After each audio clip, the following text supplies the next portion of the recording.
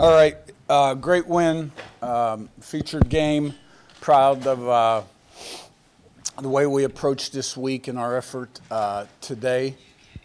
Big game because it was this game, and dominant win.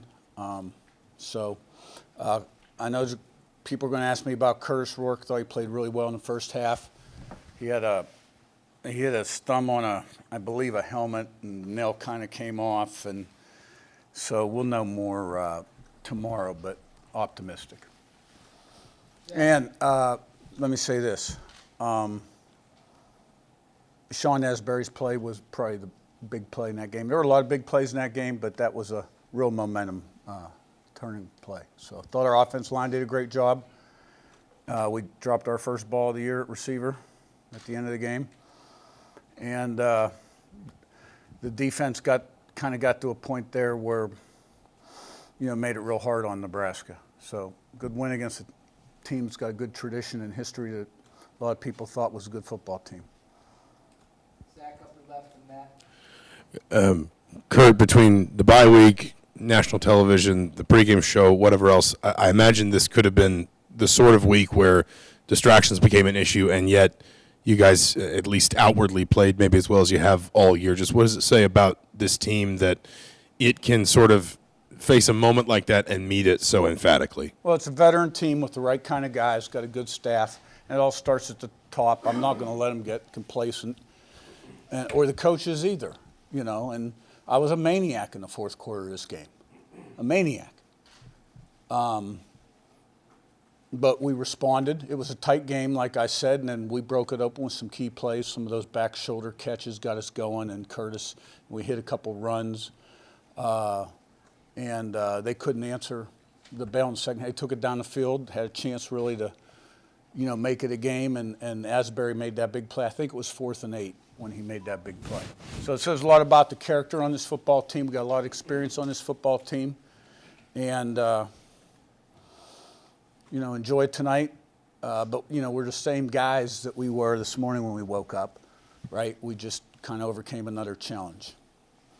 Matt, upper left, and Liz. Hey, Coach, up here. They came in giving up like 85 yards a game, no rushing touchdowns. You guys go well over 200, 5 rushing touchdowns. Just talk about the play, the physicality of your line, and then the way your backs, really took advantage of those opportunities. Yeah, we got some real blue-collar guys up front, coached by a blue-collar guy. Coach Bostad's kind of an old-school line coach. He really, they put a good day's work in, He'd probably never coach for a guy like me that gets him off the field like I do. But, those guys are really tight, and they're tough guys. And those backs we got, they're all about the same. And, they're good players. And then, perimeter blocking's important too. Explosive plays happen with great downfield blocking. So. Liz on your left, and Todd. With Taven coming in, you mentioned your kind of assessment of him was that you'd always see wild plays in practice, but consistency might have been the issue. Had he turned a corner kind of in practice the last 2 months?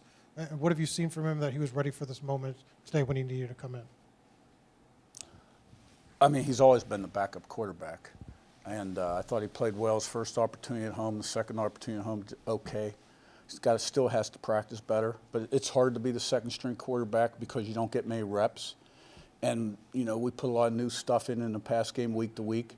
And then you look at the variables in terms of their coverages and defenses, right? So, but I thought he went in there and did a good job. Team had confidence, and, I was proud of him. Todd and Seth. Curt, Terry Jones and Bryson Bonds both got a chance to play a little bit more than we'd seen them before, and they both played well. What was the rationale on having them play, and how happy were you with their performance? Yeah, well, Terry Jones started and played most of the game, and Farrell started at strong safety this week. And Bryson Bonds went in when Sean Asbury started cramping after the interception. So Terry Jones got a lot of reps at Rover today, and we'll see what the tape looks like. Seth in front, and Rick. Curt, you've obviously, since the beginning of the season, been working to build up the atmosphere in the stadium for games, and with the second half of the season in mind. Just how much juice did the crowd give you today, and what was it like kind of seeing an atmosphere like this today? Well, you know, I noticed them, and it was great because it was sold out. Michigan sold out. We got to get Washington sold out still. And there's a lot of excitement there, you know, a lot of places, which is awesome. And I could tell they were really loud. We did have some people leave, which I understand as the game waned on. You know, we had a pretty big lead. And always on Scott and his crew about in-game entertainment and music selection in the second half. No. You know, keep winning, people are going to come. And, you know, I felt confident it could happen here like that too, because I had done it at one other place that was very similar to this going in. Rick, Yeah. center, third row. Raiola had come into the game, only had 3 interceptions all year. He had 3 picks today. What kind of things did you do to throw him off and get him unsettled? Well, probably some of the they threw the ball a lot more than they had, and then they got behind. They had to throw the ball more, so he's under pressure, and then he's in some tough down and distance situations, and maybe he's forcing the ball, and he's young. He's a very talented guy, but you know he's young, and we made some nice plays out there. Zach, front right, then Scott. Coach, I know you guys don't like to look at necessarily the outside noise, but to go and do what you guys did offensively against a team that was ranked as one of the better defenses in the conference coming in, what does that say about your offense? I think this says a lot about our team. Now, I know there was a national perception that Nebraska had a pretty legit defense on a national scale, so that opened their eyes, okay? But I think this is a great team win. Scott, far left, and Daniel. Curt, your offense plays with a real poise and confidence.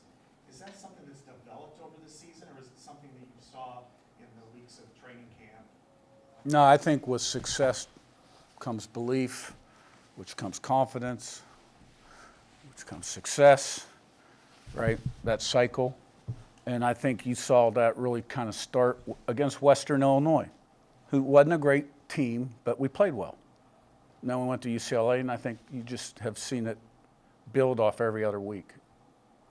Daniel in front, and Jim. I want to say that Lawton Ellison averaged almost 9.5 a run. Just what do you feel like with the way that they ran helped them play the way that they ultimately ran? Well, they probably had some nice holes, and the box count was probably in our favor, which tells me they were probably overplaying the RPOs. So we were handing the ball off and gaining yards. Jim in front, and Jack, last one. Curt, your team has been the team that everyone is overlooking or not believing so far up to now, but it seems like it's about to change, and there's going to be a bullseye on your back at some point. There has to be. People have to start believing. What do you think this team needs to do to be able to withstand that? You always talk about You guys, being humble. yeah, you guys make that stuff up, right? All we need to do, look, this is the here and now. This is where my feet are, right? And I have to be focused, locked in, learning, and have a great attitude, rub off on other people positively as a teammate, okay? Because an hour from now is a concept. Tomorrow's a concept. It's all concepts. All there is the here and now, right? So you want to improve as much as you can on a daily basis to put yourself in the best. We have a process. And if there was a better way to handle it, you know what I mean? We'd been doing that a long time ago. This is the way, right? And then you go on the field, and the margin for error is like that, right?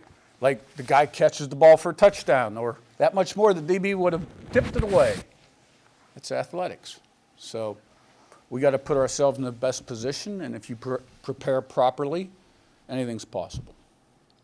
Jack, second row right, last one. Yeah, Curtis said after the Northwestern game that he wanted to get off to a better start, and I think you guys scored four touchdowns on the first 5 drives. I guess before he left with an injury, what do you think allowed him to be successful against the Nebraska defense? I thought he played really well, made plays, ran a little bit too, and the wideouts made some catches. I mean, he threw some nice balls on those back shoulders, and those wideouts made some real nice catches.